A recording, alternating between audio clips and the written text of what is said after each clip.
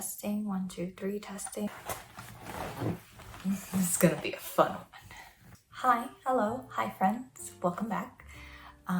Just wanted to make another video. So I really want to make a cozy vibes video. The first thing I want to start off with is books that I've been reading. It's been super great trying to read books during this month just because it gets cozy.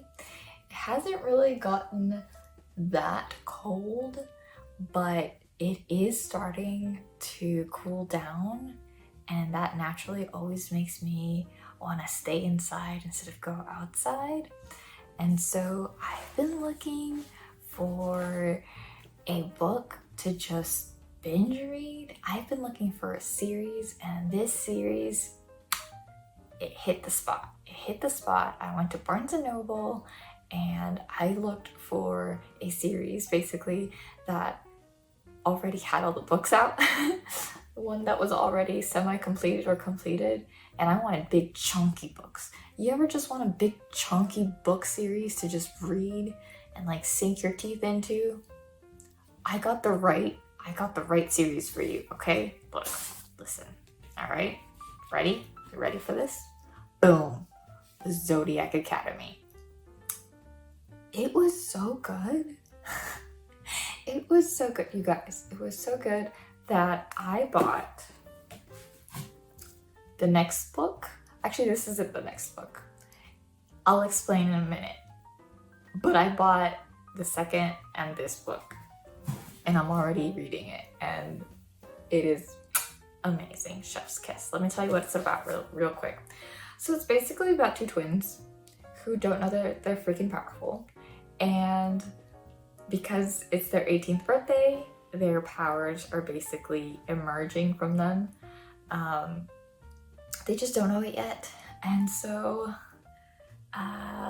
they have to pretty much claim their birthright. And turns out in this other world, in the Fae world, they are super uber duper powerful, and they're royalty. Needless to say, there are already royals, and they are not happy that the twins have reemerged. It is amazing. It is very fantasy, so it is in the Fae world. So there's vampires, there's dragons, and it's about the Zodiac, obviously, hence the name, the Zodiac Academy. And the lore and the world, I love it. The other book that I bought, same thing, the Zodiac Academy, but it's being told as the perspective of the boys. So the authors wrote this book about the first book, but instead of the perspective of the two main characters, it's through the four boys who are the other royals that I was talking to you about. And it's really great. I just finished this. So I just read basically the same story twice, but in two different perspectives, and it was so good. Even though I knew exactly what was gonna happen, the thoughts and the emotions that the author puts into, or the both authors put into these characters is amazing, because you can tell the different voices of these guys, and how, you know, some of them hate these girls and then some just pine for them, and it's very complicated. And just trust me when I say you should definitely read it. I love it. Go check it out. Another book that I've been reading is, I took the book cover off, or the dust cover, The Millionaire Next Door, but it's the woman millionaire next door.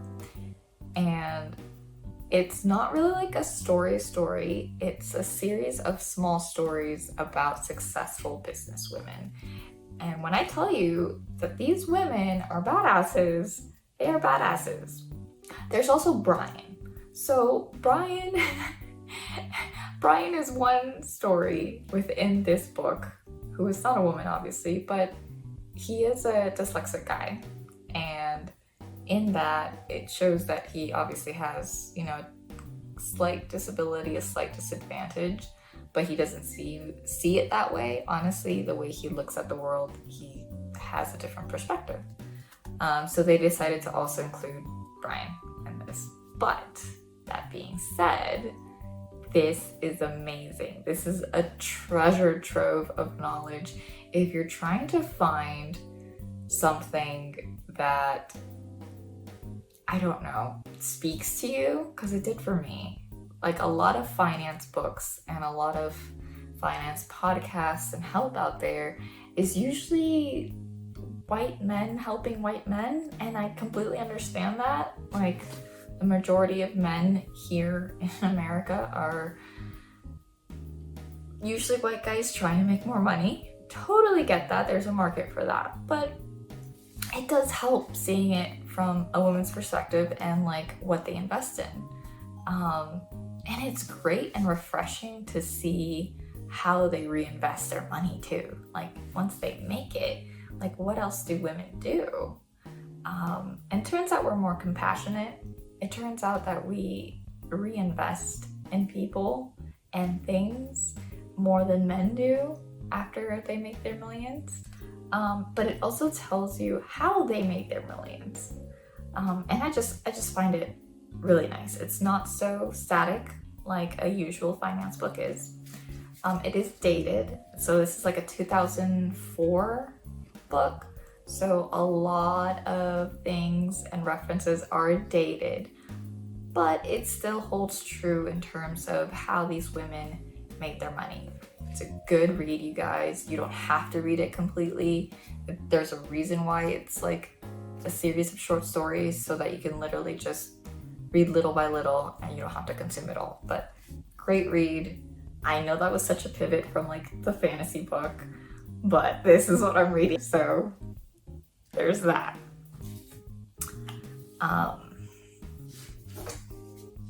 I personally have not read it yet, but I do plan on reading it this week.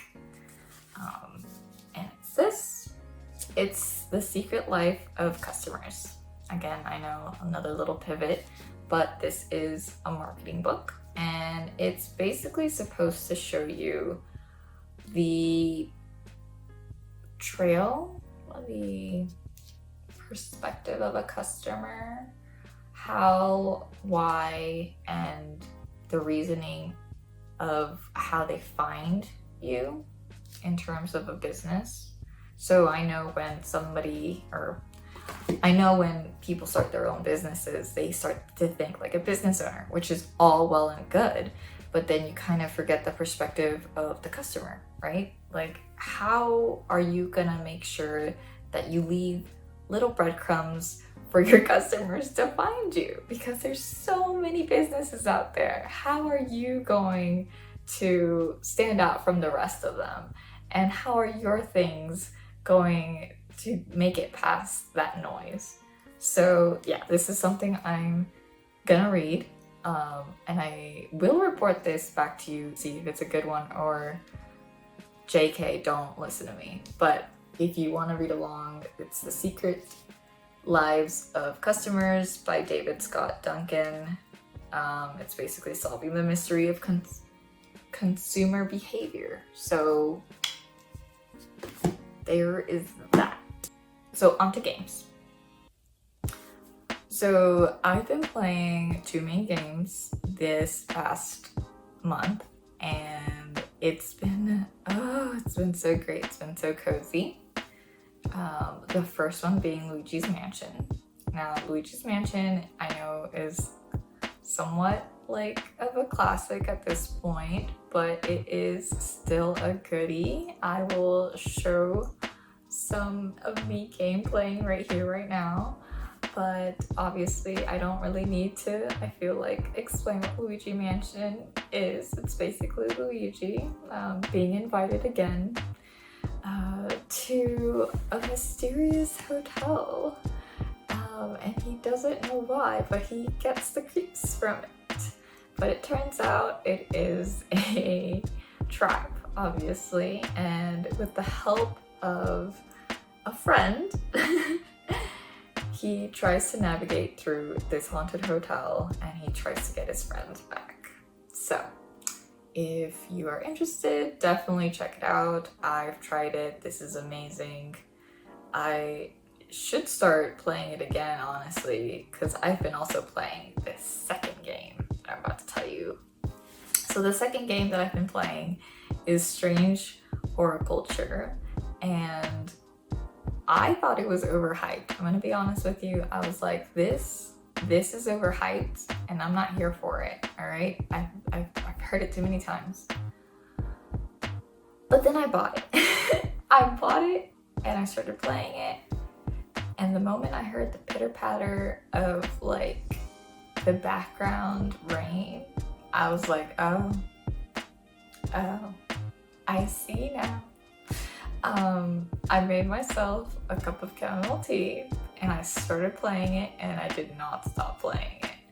It was great. I have not finished it yet, but it's so calming, like, and mysterious, and I love it. I love the vibes. I love it so much. It's basically you're a shopkeeper with a bunch of plants, and you're trying to gather more plants, obviously, and you're selling it. You run an apothecary, basically. You help people with their ailments. But then you start to come across these mysterious things that are happening, and there's letters, and you gotta figure out the mystery, or honestly, you can choose not to help. You never know what's gonna happen. It's up to you to decide. Me being me, I decided to, stick my nose in everything. So we'll see how it goes for me. I'll probably end up dead, but we'll see how it goes. So far, it's been great. It's been a ride. I am not gonna say too much because I feel like it'll give away spoilers.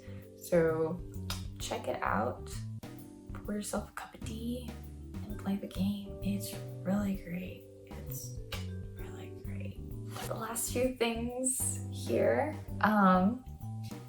So because I've started reading thick books, like the Zodiac Academy, I realized that I carry my books in my backpack. They kind of start bending. So I don't like that. I like to keep my books crispy, as crispy as possible, So I bought a book cover, and this is said book cover. Yeah, isn't that cool? Okay, so this is Snape's Apothecary, Advanced Potion Making. I'm gonna link this down below or wherever in the description so that you guys can find it. This is amazing. This is a game changer, okay? You wanna keep your books crispy? This is how you do it, okay? So it's waterproof. She's padded, and she has an extra pocket. She has an extra pocket, and it's freaking great. This is how it looks like, basically, without a book. But it's amazing. I love it. I guess you can tell from the book cover that I'm kind of into Harry Potter. I am. And I am a Slytherin. If anybody was wondering, I am a Slytherin through and through. So sorry, but yes, I'm cunning. Oh yeah, speaking of which. Okay. So this is Harry Potter and the Prisoner of Azkaban. And before you ask, no, I have not read the actual series of Harry Potter. Before you judge me though, I didn't know about the series of Harry Potter. I did watch the series of Harry Potter. I did fall in love with the series of Harry Potter. And now I am trying to make a full circle where I collect books of Harry Potter and actually read them. Now, before you bite my head off, I found this at Costco for $24.99, and these are going for $26 and up. And this is the illustrated version by MinaLima. I think they're a really cute couple. I've seen their Instagram, and they are basically making an interactive and illustrated copies of the Harry Potter series. This one's still in its plastic. I still haven't opened it yet. I plan to open it once I start reading the series, but I can't start at number 3. But this is how it looks like. It is amazing. Look at that. Look at the detail. Okay, so the last thing that I am super excited about is that I found out with my coworker, shout out to her, I don't know if she's watching this, but we found out that we can wear sweats to work, which is amazing. So of course I went on Amazon and I started searching up sweat sets, and I bought this amazing 3-piece set. It's an amazing 3-piece set, and I know I'm wearing gray and it's kind of just like gray on gray, but listen, just listen to me, okay? She's cute and she got pants. It looks professional. And did I order one in a different color? I did. You will be seeing it in November again. But here is me trying it out for you guys. So believe me when I say it's cute, it's comfy, and it has pockets. Okay, listen. Link down below. You can thank me later, and it looks professional, okay? As professional as a sweat set can be. Anyways, I'm so excited to announce that I'm expanding my wardrobe to sweat sets. Thank you. Especially now that it's getting colder. In the office, they have already cranked up that AC for no apparent reason. I'm like, you do not need to make this freezing cold, sir. Thank you. I don't know who I was talking to, but anyways, thank you for tuning in. It's been wonderful. I've had a nice time. I hope you had a nice time. And I'll see you next time. Okay? I mean, got an itchy eyeball. Had an itchy eyeball. Do you guys like my bamboo plant? Isn't that cute? Isn't she cute? Listen, she has a little ring light on her. It's actually a grow light. It's so she doesn't die. But since the sun is kind of out already, I kind of pushed her away from her spot right next to the window so I could film this. She's there. And when there's cloudy days and there's barely any light, I turn that on for her. So she's my bamboo. And hopefully she'll grow some more. Anyways, it's been fun. It's been fun, you guys. Thank you for tuning in. Gracias. Gracias. Thank you. Adios.